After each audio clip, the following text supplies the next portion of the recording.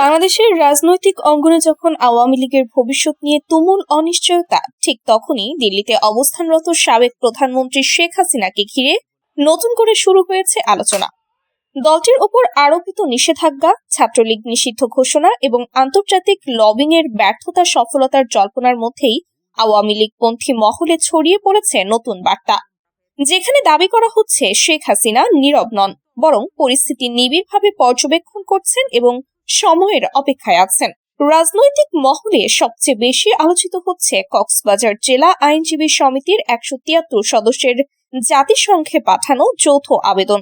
তাদের দাবি, আওয়ামী লীগের রাজনৈতিক কর্মকাণ্ডে নিষেধাজ্ঞা গণতান্ত্রিক অধিকারের পরিপন্থী এবং সংবিধানের 38 অনুচ্ছেদের সঙ্গে সাংঘর্ষিক। আবেদনকারীরা বলছেন, বিচারিক প্রক্রিয়া ছাড়া কোনো ঐতিহ্যবাহী রাজনৈতিক দলকে কার্যত নিষ্ক্রিয় করে দেওয়া আইনের শাসনের জন্য উদ্বেগজনক নজির। এদিকে শেখ হাসিনার সমর্থকরা সামাজিক ও রাজনৈতিক পরিসরে আরো জোরালোভাবে বলতে শুরু করেছেন, আওয়ামী লীগকে প্রশাসনিকভাবে চাপে রাখা গেলেও মাঠের জনপ্রিয়তা থামিয়ে রাখা যাবে না। তাদের ভাষ্য, দেশের রাজনৈতিক স্পেস দেওয়া হলে রাজধানীর রাজপথ থেকে জেলা উপজেলা পর্যন্ত লাখো নেতাকর্মী রাস্তায় নামবে। অনেকের দাবি, আওয়ামী লীগ নিষিদ্ধ হতে পারে না, কারণ বাংলাদেশ রাষ্ট্রের রাজনৈতিক ও উন্নয়নের ইতিহাসের সঙ্গে দলটি ওতপ্রোতভাবে জড়িত। দলের ভেতরের আলোচনায় শেখ হাসিনার শাসন আমলে উন্নয়ন কর্মকাণ্ড নতুন করে সামনে আনা হচ্ছে। পদ্মা সেতু, metro rail, Karnaphuli tunnel, elevated expressway, বিদ্যুৎ ও অবকাঠামো খাতে বড় প্রকল্পগুলোকে তুলে ধরে সমর্থকরা বলছেন, আজ যেসব সুবিধা মানুষ ভোগ করছে তার বেশিরভাগই শেখ হাসিনার সরকারের সময় বাস্তবায়িত। একই সঙ্গে প্রতিবেশী ভারতকে ঘিরে রাজনৈতিক স্লোগান নিয়েও চলছে বিতর্ক।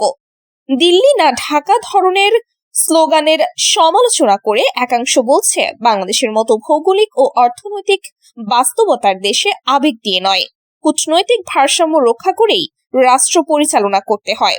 ভারতের সঙ্গে সম্পর্ক রেখে জাতীয় স্বার্থ আদায় করা এবং একই সঙ্গে সার্বভৌম অবস্থান বজায় রাখাই পররাষ্ট্রনীতির মূল চ্যালেঞ্জ বলে মনে করছেন বিশ্লেষকরা। তবে সবচেয়ে বিস্ফোরক আলোচনা তৈরি হয়েছে ভারতীয় কিছু গণমাধ্যমে প্রকাশিত প্রতিবেদনে, যেখানে ইঙ্গিত করা হয়েছে শেখ হাসিনা সরকারের পতনের পেছনে আঞ্চলিক ও বৈশ্বিক শক্তিগুলোর জটিল ভূ রাজনৈতিক হিসাব কাজ করেছে। যদিও এসব দাবি এখনো আনুষ্ঠানিকভাবে প্রমাণিত নয়, তবু রাজনৈতিক অঙ্গনে তা নিয়ে জোর গুঞ্জন চলছে। রাজনৈতিক পর্যবেক্ষকদের মতে, বর্তমান বাস্তবতায় আওয়ামী লীগের সামনে পথ কঠিন হলেও দলটি এখনো বাংলাদেশের অন্যতম বৃহৎ সাংগঠনিক শক্তি। শেখ হাসিনা দেশে ফিরতে পারবেন কিনা, আওয়ামী লীগ পুনরায় রাজপথে সক্রিয় হবে কিনা, নাকি আন্তর্জাতিক চাপের মাধ্যমে নিষেধাজ্ঞা শিথিল হবে, সেটি এখন বড় প্রশ্ন। দিল্লি থেকে শেখ হাসিনার কথিত বার্তা ঘিরে সমর্থকদের মধ্যে নতুন উদ্দীপনা তৈরি হলেও বাস্তব রাজনীতির হিসাব বলছে, বাংলাদেশের ক্ষমতার সমীকরণ এখনো পুরোপুরি স্থির নয়। ফলে আওয়ামী লীগের ভবিষ্যৎ, শেখ হাসিনার প্রত্যাবর্তন এবং দেশের রাজনীতির পরবর্তী অধ্যায় নির্ভর করছে আগামী কয়েক মাসের ঘটনা প্রবাহের ওপর।